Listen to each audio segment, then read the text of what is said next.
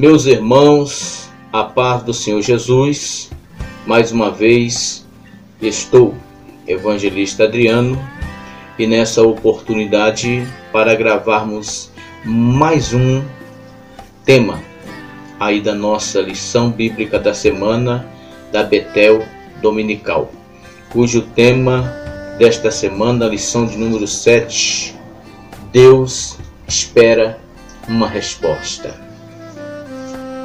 O nosso texto áureo se encontra em Hebreus capítulo 4, versículo 2, que nos diz: porque também a nós foram pregadas boas novas, como a eles, mas a palavra da pregação nada lhe proveitou, porquanto não estavam misturada com a fé naquele que a ouviram. A nossa verdade aplicada nos diz: nossa resposta e atitude para com Deus precisa estar de acordo com a sua palavra, que nos revela o que espera de nós. Bem, meu querido, o nosso texto de referência para esta lição está em Gênesis capítulo 3, versículo 8 e o versículo 9, e Isaías capítulo 5, versículo 1 e o versículo 2. Somos alvo do amor de Deus, porque Deus nos ama. Ele enviou o seu Filho amado, Jesus Cristo, para nos salvar. Mas tem sido, meu querido, a nossa atitude diante da ação da palavra de Deus em nossa direção. Deus, Ele espera de nós uma resposta, mas recebemos dele e prosseguimos no processo do aperfeiçoamento, até sermos conforme a imagem de seu Filho. Como podemos observar, nossa resposta quanto à ação de Deus é o assunto desta lição. Para os estudantes da palavra de Deus, desde cedo identificamos alguns propósitos pelos quais fomos criados, e um deles foi para vivermos em comunhão com Deus. O homem foi criado em santidade, justiça e perfeição. Veio o pecado e manchou tudo isso.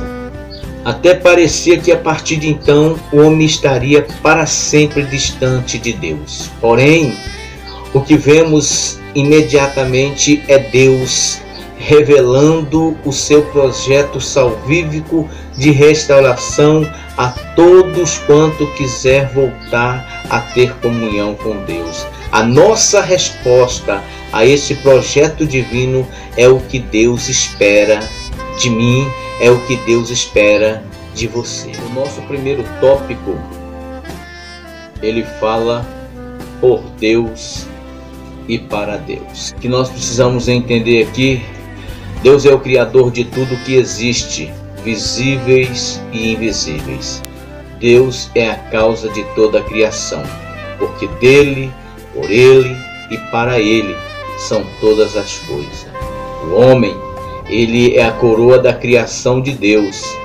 Este é o único ser criado que tem por orgulho ser visto como a imagem de Deus.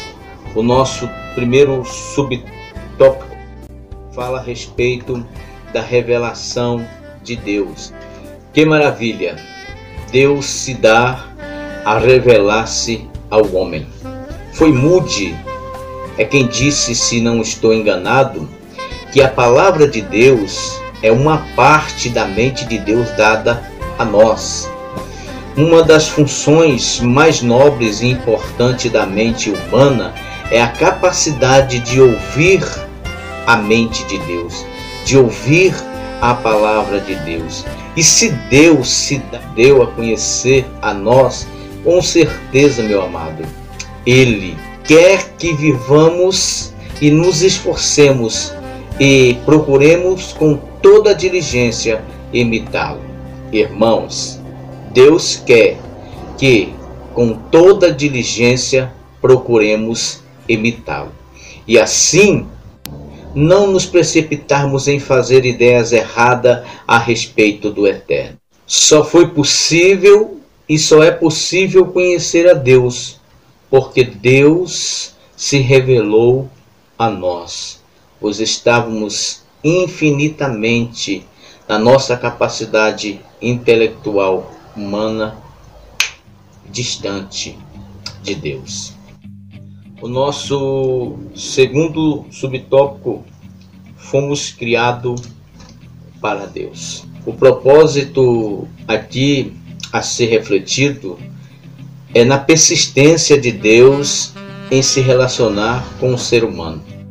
A causa pela qual Deus se relaciona conosco é que Ele nos capacita a nos relacionarmos com Ele. Desde o início, nós vemos sempre Deus tomando a iniciativa de se aproximar do ser humano. Mesmo o homem não tendo vigiado e caído em pecado, mesmo assim, Deus se aproxima do homem, Ele oferece oportunidade de arrependimento e de se relacionar com Deus novamente. Isto também é revelado na vinda do Messias ao mundo, como Paulo diz em 2 Coríntios capítulo 5, versículo 19 a 20, que Cristo reconciliou o mundo com Deus através do seu sacrifício na cruz, no Calvário. A pergunta, meu querido, agora é: como estamos reagindo ou respondendo a este chamado? Pois ainda hoje Deus está chamando homens a se reconciliar com Ele. E nós que já estamos firmes, o que é que temos feito para levar este chamado de reconciliação de Deus ao mundo? Em terceiro lugar, nós vemos aí o exemplo das diferentes gerações de Israel. Nas diferentes gerações de Israel, temos exemplos bons e exemplos ruins de suas respostas ao projeto divino, ao projeto eterno. E nós não devemos nos esquecer que fomos criados por Deus e para Deus.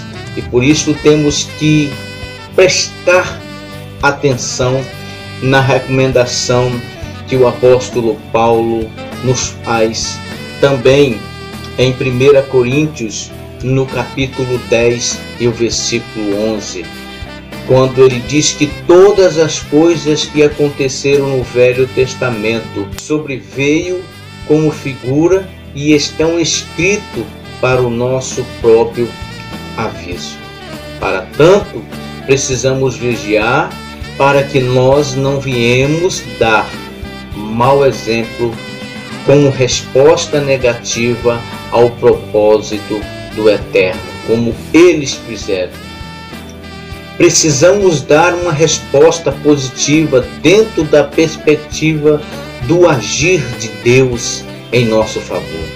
Precisamos responder de maneira coerente a essa chamada de Deus, entendendo que somos seus embaixadores na terra e estamos aqui a serviço do Rei.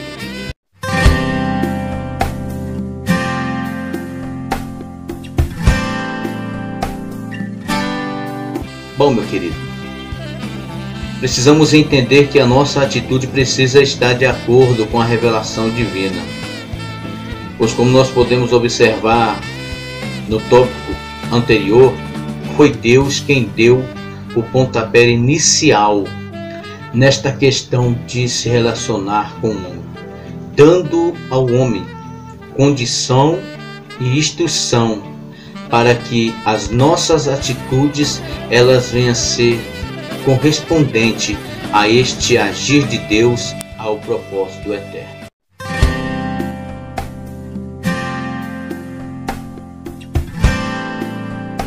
Irmãos, vemos que Deus espera de nós um comprometimento. Aquilo que estudamos na lição de número 6, no tópico 2, no subtópico 3, princípio do saber. Ou seja, termos a mesma atitude de Jó, de querer conhecer a Deus não só de longe, mas estar próximo, ficar íntimo, se envolver, saber qual a minha responsabilidade como servo, procurar conhecer Deus como nosso Senhor, suas motivações, seus objetivos e a chamada dele em minha vida. E procurar, meu querido, esmerar para que a cada dia o meu serviço ao reino de Deus seja uma oferta de Abel. Como assim, evangelista? Uma oferta de Abel. Comprometimento com o reino, saber que eu estou lidando com o eterno e não com qualquer um. Ananias e Safira, por exemplo, não atentou para isso e foi oferecer a Deus pensando que estava oferecendo a homens. Resultado, se encontram hoje numa eternidade sem Deus. O exemplo que nós temos aí também do irmão de Abel, que foi oferecer a Deus como se estivesse oferecendo a qualquer um.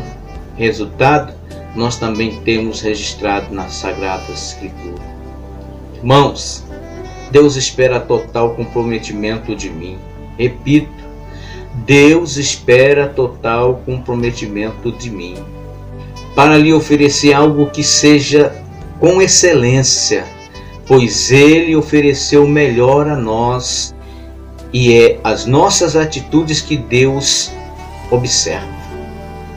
Nós estamos sempre na balança do eterno, e essa sim, como diz a palavra de Deus, é justa. Portanto, temos que ter muito cuidado, pois estamos lidando com o sagrado.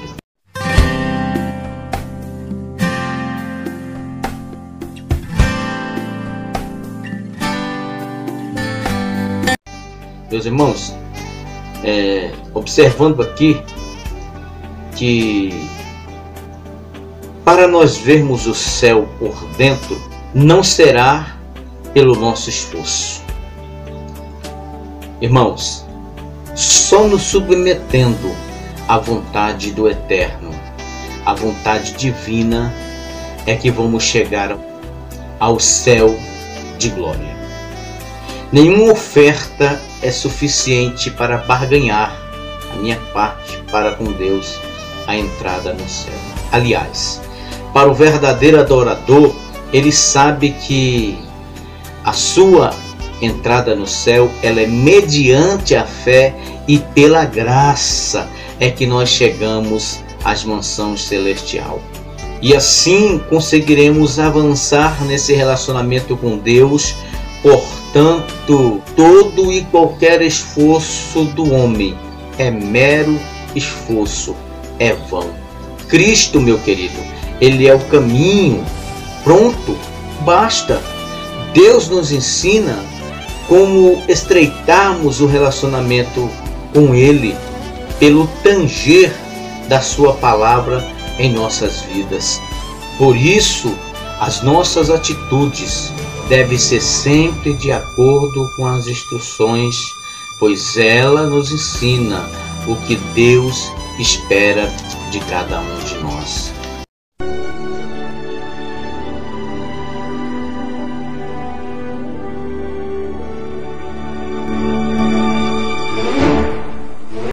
A importância de seguir as instruções divinas, temos aqui exemplos de Abraão, temos aqui exemplos de Moisés e dos rebeldes e impacientes israelitas. No caso de Abraão, nós vemos que ele foi um homem bem-sucedido, abençoado, próspero em tudo, porque ele deu ouvido às instruções que Deus tinha dado a ele.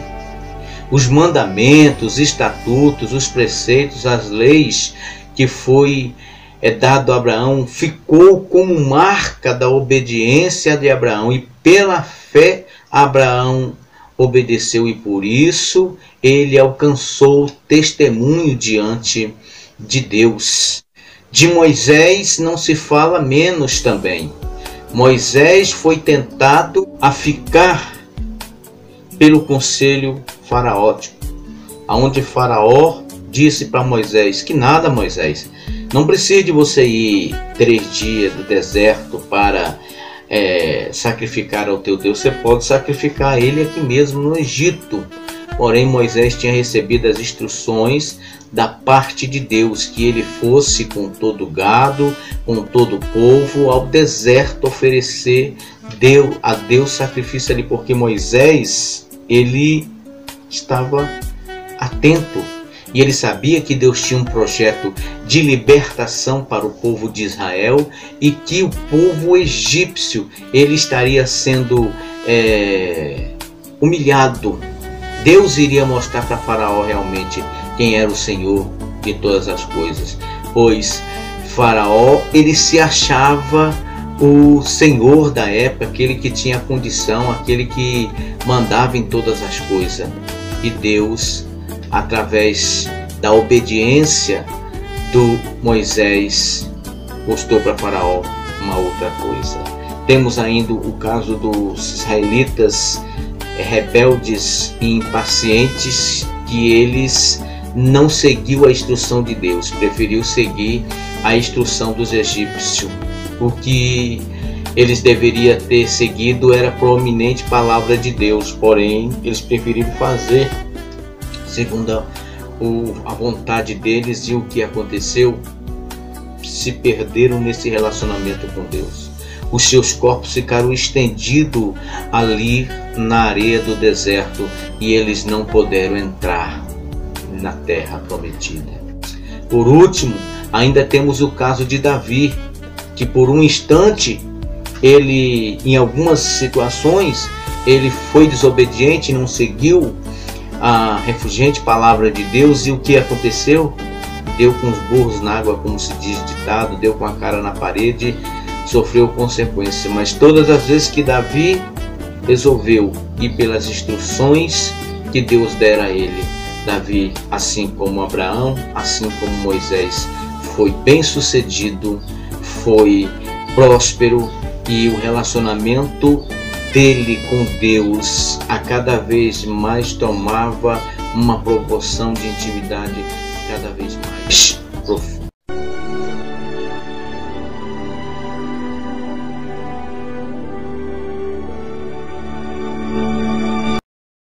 Irmãos, essas respostas só quem pode dar são aqueles que têm conhecimento do projeto salvífico de Cristo. Uma dessas respostas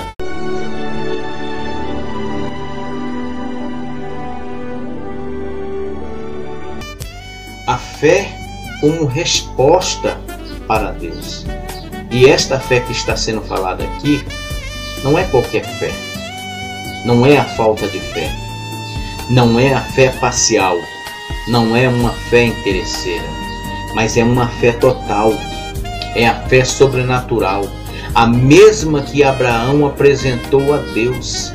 Independentemente das circunstâncias, eu creio em Deus. Se Deus fizer por mim alguma coisa, Ele é Deus. Se Ele não fizer, Ele continua sendo Deus.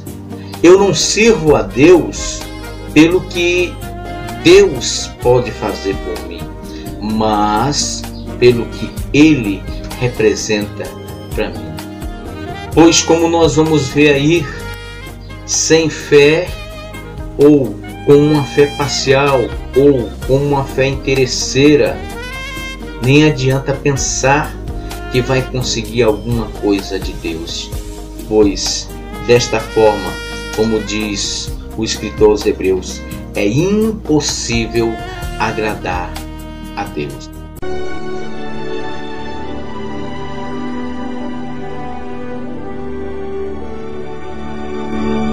Pois, como diz as Escrituras, melhor é obedecer do que sacrificar. Quando somos obedientes, nossa obediência se torna conhecida, como Paulo diz em Romanos 16:19. Todos compareceremos diante do trono de Deus, de Cristo, e teremos que prestar conta da nossa obediência, como Paulo diz em 2 Coríntios capítulo 10, versículo 5. Nós somos santificados e restaurados pelo Espírito Santo para vivermos em obediência, conforme o apóstolo Pedro nos diz em 1 Pedro capítulo 1, versículo 2. Que tenhamos o mesmo sentimento que houve em Cristo, e no caso aqui, a obediência. Filipenses capítulo 2 e o versículo 8 vai dizer que ele foi fiel a Deus, obediente a Deus até a morte, e a morte de cruz. Esta é a resposta que Deus espera de mim, é a resposta que Deus espera de você. E é como o apóstolo João, ele diz no Evangelho de João, no capítulo 13 e no versículo 17, se sabei estas coisas, bem-aventurados sois se as fizerdes.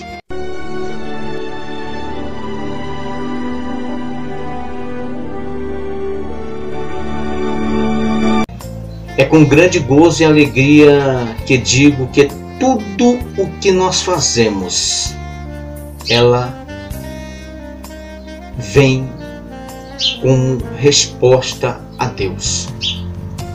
Tudo, ou toda essa resposta, ela vem como forma de fruto. Seja na minha fé, seja na minha obediência, seja na minha fidelidade, na minha paciência, na minha honestidade, na minha santidade, na minha bondade, na minha justiça, todos estes atributos e outros mais do caráter e da natureza e da moral de Deus, dado a nós e sendo aplicado e exercido no nosso dia, eles vêm como resultado de bons frutos e frutos que permanecem. Irmãos, nós estamos enxertados na oliveira verdadeira.